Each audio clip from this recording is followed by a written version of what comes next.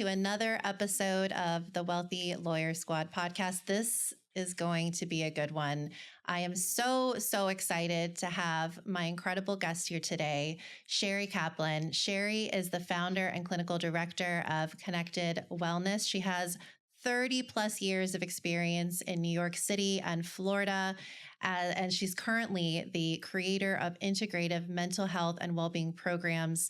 And we're going to talk all about that. So I'm not going to read everything because I really think that based on our initial discussion, oh my God, you are all going to be absolutely blown away. But she's the founder of Cannectd Wellness. She treats people using the whole life plan that we'll talk about, which is her signature integrative approach to well-being. Shari is a big deal. She received her master's in clinical social work degree from Fordham University, and she's also the founder of Can't Tell Foundation, a 501c3. Shari, welcome. Welcome to the show. I Thank can't you. wait. Thank you so much. I'm so happy to be here. Likewise. So tell us a little bit, before we kind of dive into all the things, a little bit about how you got into the space that you're in and kind of the trajectory of, New York to Florida. Would love to hear it. Oh, wow. I'm going to try to give you the shortest version possible because it is such a long story. I was actually working in the entertainment industry on one of the soap operas, and Oh, wow.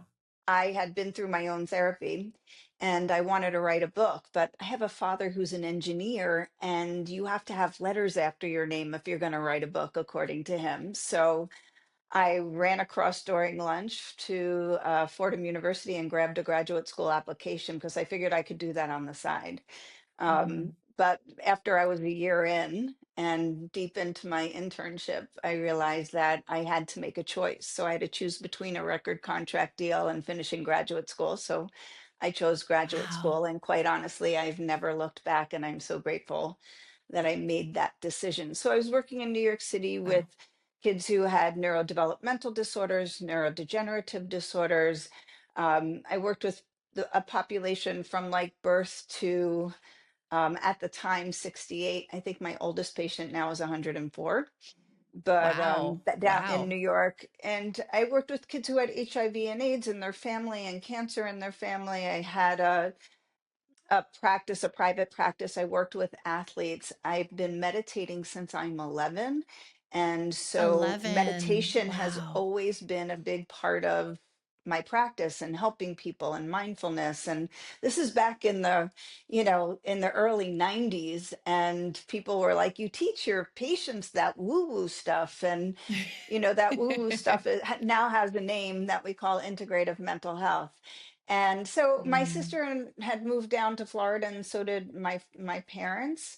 And I wasn't married at the time, and I didn't have any children. And if I was going to make a move, it was going to be back in 1999. I hightailed it down here and started working, and realized that um, there's a lot of stigma down in Florida around Mm. mental health. And not that there was nothing in New York, but in New York, it was very socially acceptable to be in therapy and for self-development and self-growth. And down Mm. in Florida, it was, I literally had patients come in one door and leave another, because I work with high net worth individuals, and they did not want to know who else was coming in my door.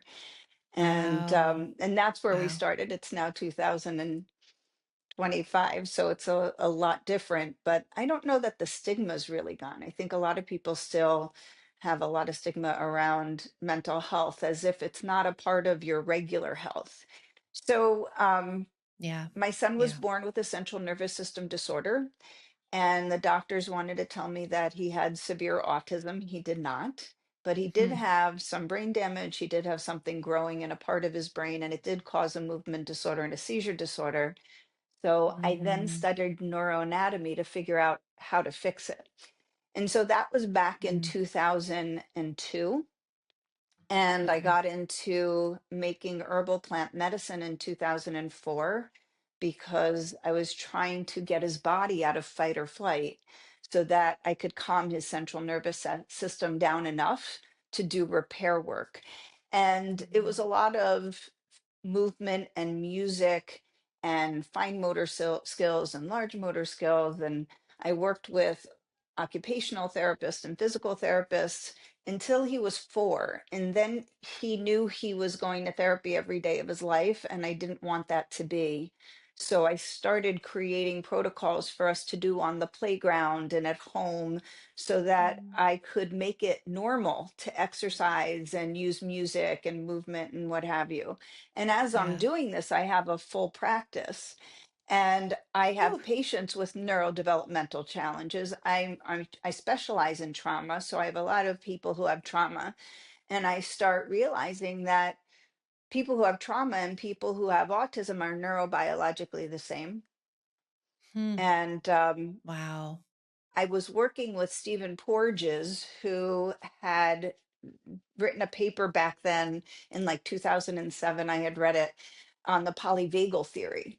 And it was all about the vagus nerve. And there I am in Florida, 2007 and 8 and 9 and so on. And I kept talking to people about their vagus nerve. And people are like, what are you talking about? And so I'd explain how important the 12 cranial nerves are and what have you. And then I ended up working on a case with Bessel van der Kolk. Mm. And we started talking about how, and I said to him, I go, do you ever notice how autism and trauma are neurobiologically the same? And he's like, tell me more about that. So Hmm. I start sharing with him how I think trauma is trapped in the body, Yeah. and that, auditory processing, which he had done research on many years ago, that boys who are in homes with abusive fathers tend to have higher rates of auditory processing problems. And so then Wow. I talked about the fight or flight that happens with kids who have processing problems, which most people recognize as attention deficit disorder. So Hmm. most people don't talk about what the processing problem is and let's correct that. They say you have attention deficit disorder and let's medicate that. Oh, Right. man. So if we would do the work to fix the processing problem, then these kids could develop out of it. So all of this Wow. kind of led Wow. to, um, studying the neuroanatomy to try to fix my son's body. And so I was using the music, the movement, the different types of exercises, and just one thing built on another, and other, not so many great life experiences, which drew me down the path of creating the Can't Tell Foundation, which we could always talk about another time, or if we Hmm. have time we can talk about that a little bit. But it was just a series of events that made what I do just more like pulling it all together. That I never believed that mental health, like you can't just sit on a couch. Like we got to get the body moving. We have to move the mind and the body together. Um, Things do get trapped in our body. We used to call it emotions, right? I have this Mm. emotion. I don't know what it is. I don't know how to label it, but it's right Yeah. here. I'm choking in my throat. And Yeah. it's like, well, now we call it somatic work. But back in the day, it was just your emotions. And my thought was, how do I get people to identify it? How do we get it out of their body? How do we get them to release it? And how do we repair it?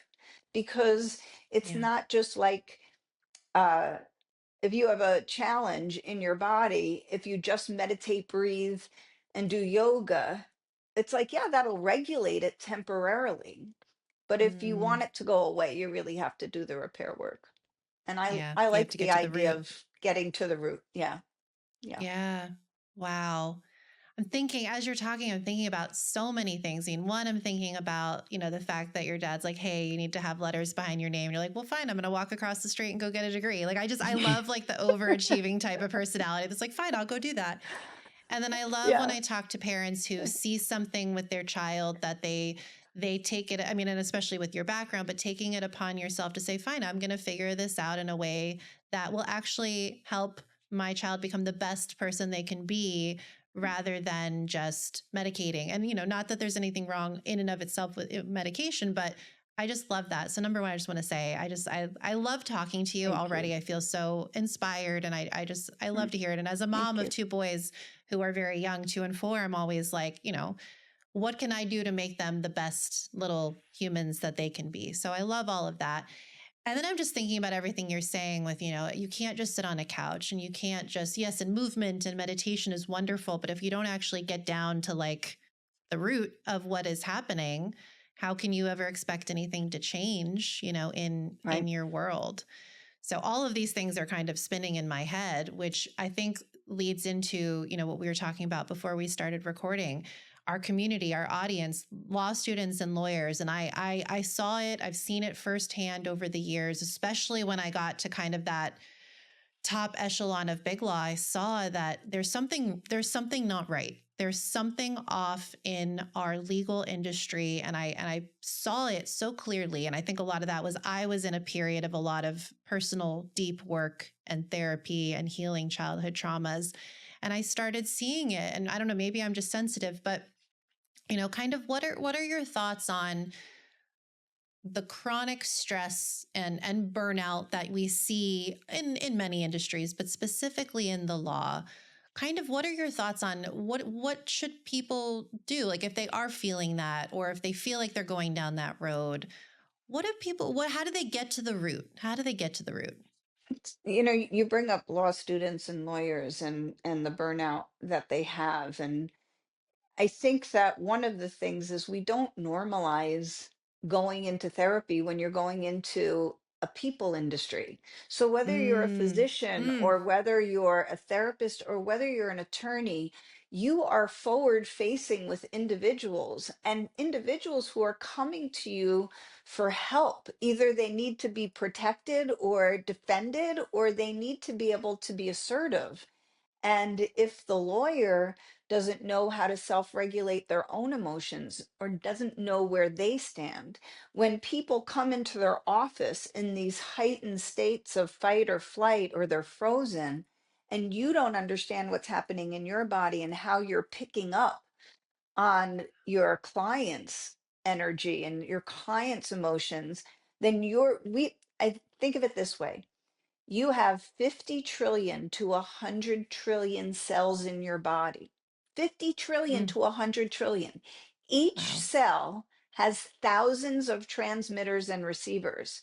So when Mm, you are sitting there in front of another person, you're absorbing all of their language, all of their emotions, and you're having to calculate it mm, and then be there and be present. So if you don't know how to take care of yourself, ground yourself, if you don't know what they could be activating in your own negative beliefs that might make you feel aggressive towards that person, or might make you feel like a people pleaser and back down from that person, then you're mm. not being as helpful to yourself as you need to be, and you're not going to be as helpful to your client. You might get the job done, but I think we're here for many purposes beyond just getting the job done. Like, we're doing some serious humaning here, and you Yeah. have this Yeah. opportunity to have a human connection and be helpful.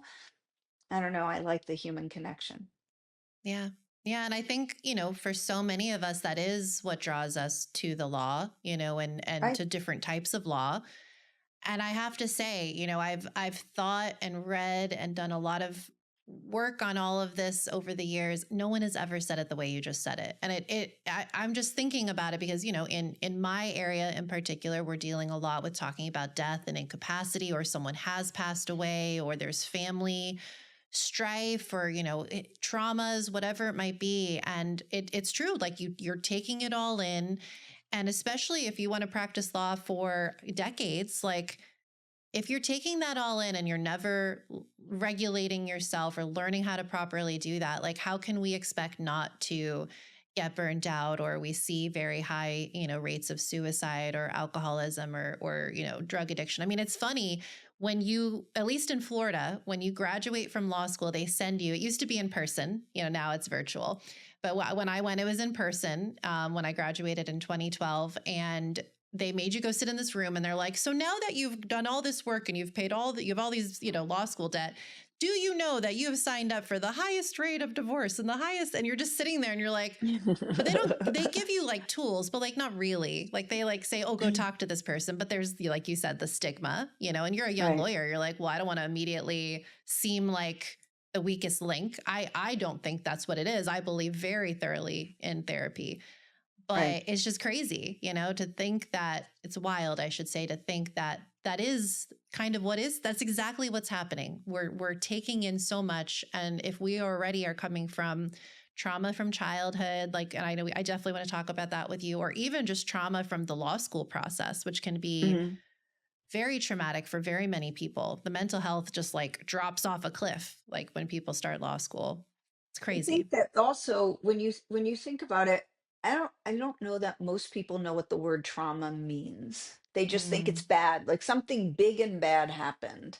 And mm-hmm, I don't know that that's really how it's being used today. And I think language is mm, really important, right? And as an attorney, mm-hmm. I think language is really important. So it's Yeah. also really important to an individual of like, how do they metabolize that word? And Mm, to me, anything that gets your body into a heightened state of arousal and keeps it there for long periods of time, that can just be chronic stress where mm-hmm, you have to be hyper vigilant for long periods of time, gets your body stuck in that fight, flight, or freeze response. And mm, so, whoever is in your environment dictates the messages that are sent to you about yourself and about how the world is for you to live in. And mm-hmm, that could mean if your parents were not, let's say your parents just worked really, really hard and they couldn't be there for you as much as you needed, mm, that lack of attention, that lack of connection makes your brain have to adapt and survive because you're a little kid and you need a certain amount of connection to feel a sense of belonging to your tribe. And when you mm, feel that sense of belonging to your tribe, then you feel a sense of worthiness. So mm, if you have an insecure or anxious or avoidant attachment, meaning like parents like avoided you because they were too burnt out themselves, or mm, anything worse from that, yeah. but just if you have an insecure, anxious, or avoidant attachment, or any combination, then you're going to develop negative beliefs about yourself. You're not going Mm, to feel that sense of belonging and you're not going to feel that sense of worthiness. And then we have a bunch of people on Instagram now saying, I have imposter syndrome. And I think that's the problem with labeling things. Like we mm, label things as if that gives us a way of managing them, mm, right? And I think that the reason that therapists have a diagnosis for someone is just for us to shorten a conversation between the two of us, right? It's mm, not for somebody to go, I have this diagnosis, like it's a badge and an excuse or a reason. Like right. when somebody's really struggling with depression or really struggling with high blood pressure, it's there's a reason for that. And I'm interested in that. I'm not interested in their diagnosis. I might Mm-hmm, need to make one so that I can create a treatment plan. But right. that's not a conversation. The conversation is you have these symptoms and they come from these negative beliefs and the Mm-hmm, body sensations that are nonverbal negative beliefs that you're experiencing. You're not being triggered. Nobody's holding a gun to your head and pulling a trigger. You have more of a motherboard in your body mm, and it's being activated in different yeah. scenarios. I think of Yeah. when I'm 58 and there used to be the Carol Burnett show and the little operator who would plug a cord in and just be like, Mrs. McGillicuddy, like, how can I help you? And then you'd plug it in like I'd like to speak to Aunt Matilda in Maryland. And so you'd plug it in. But that's how it is in life. Like you develop these positive or negative beliefs about yourself from your Mm, environment and who was in it as you're growing up and you go through life and different scenarios activate different positive or negative beliefs. They're mm, activated in you. That means you're yeah. in control. Do you Yeah. want to take out your motherboard and start clipping those wires and repair them to the Mm, positive beliefs? Or are you just going to regulate and mm, just make it feel better? I would rather do the repair work Yeah. and help somebody learn, wow, I really believe that I am not enough. I really believe that I'm bad because I had a parent who had depression and I could never Mm-hmm. make her happy. And Mm. so I never felt like I was a successful daughter. Yeah. And therefore, when I'm with people who aren't happy, I start believing I'm bad and I start people pleasing and I don't know why. So if you don't Mm. understand the root cause, where you can actually go back and grab a hold of that little girl and do the Yeah. work with her and repair it. This doesn't take, like, you don't need to go into your therapist office week after week. I feel like I'm bad. I feel like I'm bad. I'm not having good relationships. I'm people pleasing. I'm codependent. It's like that is not helpful. Yeah. Like, go to somebody who knows how to do a really thorough biopsychosocial from the time you were in your mother's womb till now, incorporating your Wow. developmental history, your medical history, your spiritual and emotional history, your Yeah. educational history, how you interacted with people then, how you interact with them now, what kind of relationships did you have, friends, intimate, whatever, like so Yeah. many different, like, how do you take care of yourself today? Do you get manicures? Do you get massages? Do you go for acupuncture? Do you not have enough money for that? Do you not make time for self-care? Do you just grab food on the go, or do you nourish your system? Like all of Mm. those, how do you plan for fun? Do you manage your money well? Like these are all a part of Yeah. your mental health and well-being. And Yeah. so you need to evaluate and take a look at your timeline of your life one time. Mm. Was there abuse? Were your parents stressed out? Were they aggressive? Were they meek and meager? Like all of these things Yeah. determine, like, how did you model? Did you have an ill sibling? Did you have a sibling who had an addiction? Like all of these things have an impact Mm. on how you believe about yourself, what you believe, Yeah. and how Yeah. you feel the world around you is safe or unsafe, right? Mm. Then you can hone in and do repair work. And that's what therapy is really good for, is the Mm. repair work. And then you have to reorganize your belief system with your behaviors together to move forward. Because once you heal, some people in your life don't like that. You know, Mm. if Yep, you that's get true. well, there's a lot of resistance around you from Yeah. people who aren't healthy. And Yeah. I think that you need to be prepared for that and have a therapist who understands that you're going to be working with that.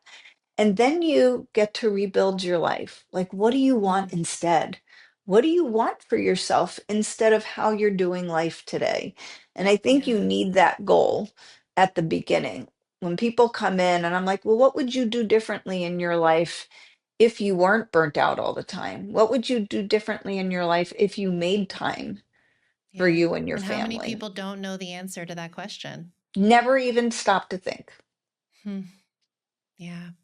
And I think it's so freeing once you realize, we all have a past, we all have a history, and you need to understand it, but then you're not tied to that. You can choose. You can choose a new path forward. To Yes. me, that's the most freeing thing in the And world. you know what? When you really are stuck with a mental health challenge, because kids are born with processing problems, some of those kids don't get help, and some of those kids develop Mm-hmm. into having other problems like bipolar disorders or schizophrenia or just OCD is huge and rampant. And we could always talk Mm. about why, but it's more prevalent today than it has been in the past, or we're talking Wow. about it more, one or the other. But Wow. I One or the believe that other. our Yeah. lifestyle is contributing to it a lot more today. Um, Yeah. and I think that we're afraid to acknowledge it. I don't know, my Mm-hmm. moods, I'm just like up one day, I'm staying up all night, and then I crash and burn. But I was working on a case, so it was Mm. okay. I'm like, no, it's not okay because you're Yeah. damaging your body and the wear and tear. Like ultimately, you can land up with dementia. Mm. Like if you don't take care of it now. Like chronic and traumatic Yeah. stress is a big deal. Cortisol, sugar, like Mm. you take sugar away from somebody who has Alzheimer's and you're going to watch their disease process reverse. Wow. at minimum stop progressing. So Wow. I think that stress is a big deal because you are burning so much sugar and you're releasing so much sugar. Yeah. And we go, oh, diabetes is, the new Alzheimer's. And it's like, how Mm. about the fact that we have high blood pressure and high sugar Yeah. levels because Yeah. we're not knowing what our negative beliefs are about ourselves? It's turning into our chronic stress Mm. and we're not Wow. healing. Wow. So And it doesn't help to go and talk about your problem over and over again. It helps to right. go in and repair it. And what would you say? I mean, from what I've seen, in the law, it's almost as if stress is a badge of honor. The more stressed out you are, the more successful you must be. The most whoever works the most hours gets the biggest bonus. That is literally built into the construct of a traditional law firm. So for those who want to stay in the law, I mean, what can be done if that is kind of the way it I put it in quotes the way it is because you can create your own path and your own reality in many ways. But what would you say to those who just think, but this is just how it is? How am I supposed to be successful if I'm gonna go heal myself? Does that mean I won't be successful? you know? You know, it's about your relationship to it more than it itself. Because there are Mm, certain times in life and certain things in life that we can't mm-hmm. change. Mm-hmm. But Yeah. you can change how you relate to it. And I think Viktor Yeah. Frankl did an excellent job writing about it in his book about being in the Holocaust and walking through the snow and Mm, that nobody could change how he perceived. He would envision speaking in Vienna in front of a bunch of doctors, like, I'm going to get out of wow. here and this is what I'm going to be doing. Oh my God, I chills. myself have had a tremendous amount of uh, traumatic stress with my children and things they have gone through. And Yeah. I was a therapist. I had to work. I created the center as my way of coping with the injustices that were done in our system, Mm, um, to the people who assaulted them. And wow. I created the Can't Tell Foundation as a way of helping people who couldn't afford treatment and really good trauma treatment Mm, wow. because we can't always change what happens to us. So when you're an attorney and you're working 50 hours a week and that is what you have to do, then you need to say, how do I want to experience those 50 hours? Do I I love want that. to I love enjoy that. the law? Do I want to enjoy the people I'm working with? Do I want to feel energized and good?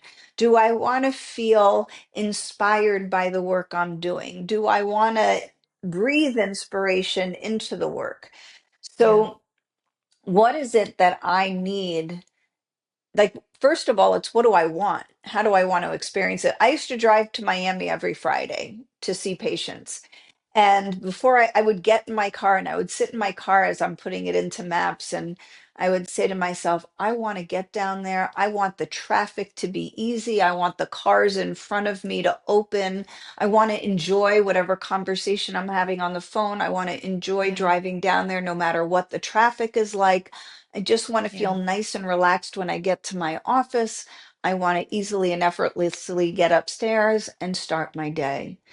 And Mm, that's how and chances are I was in traffic, yeah. but it never stressed me out. yeah. And so it's a decision how you want to relate to whatever the stressor is.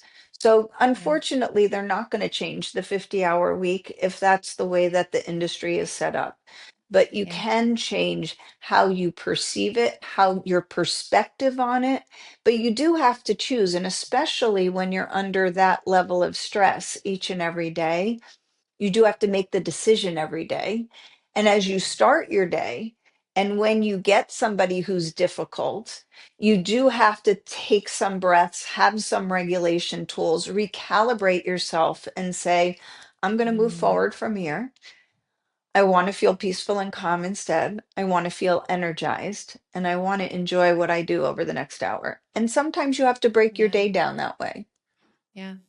Man, that what you just said is such a gift, combining that and just the perspective that we can choose to have, and we know, things will happen throughout the day. I think just for the audience to hear that and know that is available, and that's a free tool that any of us can do as we sit down at our desk or sit down in our car, or whatever it is. And then just you know, the going back to what you said about, when you sit down and you interact with that client or opposing counsel, and knowing that it's normal that to feel that back and forth of the human experience, it is normal then to maybe feel like you need a break or you need to regulate. There's no shame. There's no shame in No, that. That's just being a human being. Going to law school doesn't turn you into a robot. You're still a right. human being who needs to take care of yourself so you can be the best you, And no one's going to say that to you. So if you don't discover that or have yeah, conversations about it with your peers, then nobody knows. right. Nobody taught me this. I discovered it because I desperately needed things to be Mm-hmm. different. I Yeah. desperately needed to feel good when I got up in the morning so I could help my children heal. I desperately Yeah. needed to be grounded so that I could help them heal and then get to work and help other people heal. So I always say there was no option. There was no point where I got to sit down and break down. I had a few good women who were there loving me, supporting me. I had an Mm, amazing psychiatrist who was there helping me uh, treat yeah. my children and standing Yeah. by my side as I did EMDR with them. But I had a small network of people that I could trust. And when you have to make things happen, you have to have a good toolbox. And I thank God that I meditated and I had a good toolbox and that I did my work before I ever became a therapist. And certainly when I was a young therapist, I continued to. Yeah. Um, and I very strongly believe in staying on top of yourself when you are the leader, right? Yeah. And when you're an attorney, you're a leader. Like people are coming to you vulnerable, and you need to be their safe person, their smart person, on top of your game, and Yeah. I want what you have. And that's how I feel with my patients. Like I couldn't imagine not exercising 5 days a week, doing my breath work, doing my Yeah. eating healthy. I couldn't like if that is what it takes to do good humaning, Mm, and to know yeah. when I need some extra supplements, I might need some extra medication to get my body back Yeah. into a state of homeostasis where it self corrects and self heals, Yeah. because you have to be the best person you can be when you're an attorney, when you're a doctor, when you're a therapist, because the people who are paying you are counting on it and they're counting on you to be your Yeah. best self. So I don't think you're at liberty to not take good care of yourself. And I know so No. many attorneys are not. Man, I mean, that right there, that it like when I was pregnant, it gave me, all of a sudden I was getting massages. I was taking care of myself because I was like, I now have a responsibility to this little person inside me.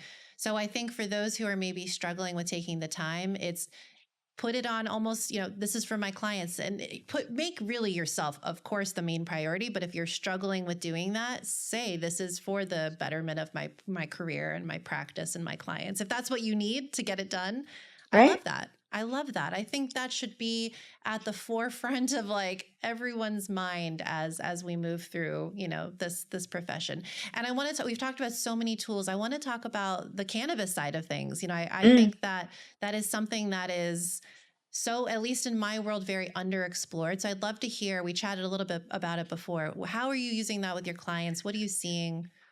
It's a good question. I actually got into herbal plant medicine first Mm, because I was creating formulations for my son. And mm. hold on just one second. I'm in the middle of a podcast. Thank you. It's okay. It's okay.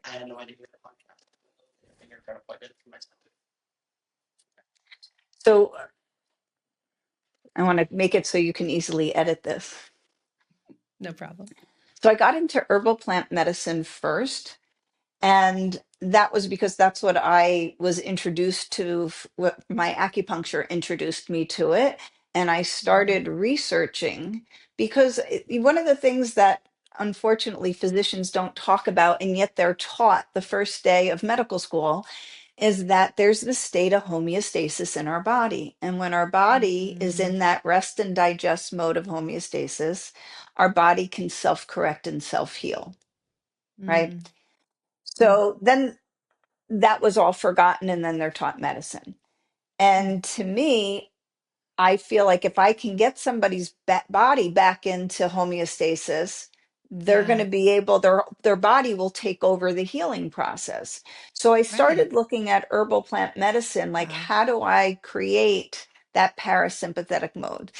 And then Mm. I was treating a bunch of physicians, and someone would say, I have a torn rotary cuff. Do you have anything for connective tissue damage? I have anxiety. Can you think you can make something for that? And before I knew it, I had 200 formulas that I would literally research and put together. And I eventually studied with Cornell University um, Whoa. and be 200. and yeah. Wow. So there's so many different illnesses. And so when you're trying to get the body back into homeostasis, you want to use different plants that could be supportive of that. And one day I was on one of my nutrition gurus websites, and there was Dr. Alan Frankel, who was a really amazing physician in Santa Monica, California, who was practicing medical cannabis. And they did this whole thing about cannabis and seizures and cannabis Mm. and mental health. And so when I heard him speak, like literally picked up the phone right away and I called his office. I figured I could find him, and I did. Wow. And I said, is there any way I could pay the doctor to spend an hour with me on the phone? And I'll pay his fee. I just want to pick his brain. And we Yeah. got on the phone, and 3 hours later, we're still talking. And he's like, listen, you clearly know a lot about plants. Why don't you come with me? Like, come out here and I'll teach you about medical cannabis. And Oh so I my started flying out gosh. there like every quarter and learning from him and treating patients with him. And we did cancer and neurodegenerative disorders and neurological Wow. disorders and seizures and mental health and whatnot. And there's so much to know about all plants, let alone they know of 141 different cannabinoids in plants. Wow. And we only talk about CBD and THC most of the time. And there's Yeah. so many more, and they do so many different things. Wow. So, the most important thing to know about cannabis is that we have an endocannabinoid system. And what that is in layman's terms, it's like an umbrella that every other system in your body, whether it's your cardiovascular system, your endocrine system, your respiratory system, your digestive system, every system in your body is coordinated, or they call it modulated, through the endocannabinoid system. Hmm. So if something is off in your digestive system, your endocannabinoid system has to kick into high gear to try to get it back to homeostasis, right? Wow. So your endocannabinoid system starts in your gut. Mm. Now you can imagine if your body's constantly in fight or flight, your gut has a lot of acid going on. That's destroying a Mm. lot of endocannabinoids, meaning endo inside cannabinoids, meaning the same compounds that are in cannabis we create. We have Mm. receptors on every organ through every tissue in our body with cannabinoid receptors, Wow. and they bind to these receptors, they open up the cells, they help to create the life in the cell and keep things balanced. So Wow. it's so important that we're producing enough of our own endocannabinoids for our immune system to stay healthy. When people have cancer, it's an immune cell that ran amok. There's no oxygen and blood flow, and you get enough Yeah. together and you get a tumor, right? Yeah. Yeah. So cannabis can actually bind to the immune cell, open it up, and another cannabinoid can go in and create apoptosis, which is the death of Mm. um, the cancer cell. Yeah. So there's lots of research going on. The University of Madrid has lots of research going on, Hebrew Wow. University, like around the world where they're studying how to use it for Incredible. cancer care, we know with Parkinson's, there's a cannabinoid called THCV, that when that Mm. cannabinoid is actually inhaled, it stops movements and helps to unlock some of the freeze response. Oh my So there's so many goodness. different ways. Mostly the way that we use cannabis is microdoses for Yeah. patients. And we do it like the more frequently you take it in tincture form or edible form. I Hmm. prefer people to not inhale unless they need immediate relief, Yeah. just because it's Yeah. healthier not to inhale something. Sure. But nothing wrong with inhaling something when you're in chronic pain and you need it Yeah. to go away right away. The industry is kind of stepping it up a bit because there are edibles that are fast acting and they can act within 15 minutes. They say Hmm. somewhere 7 to 15, but they can Wow. activate pretty quickly.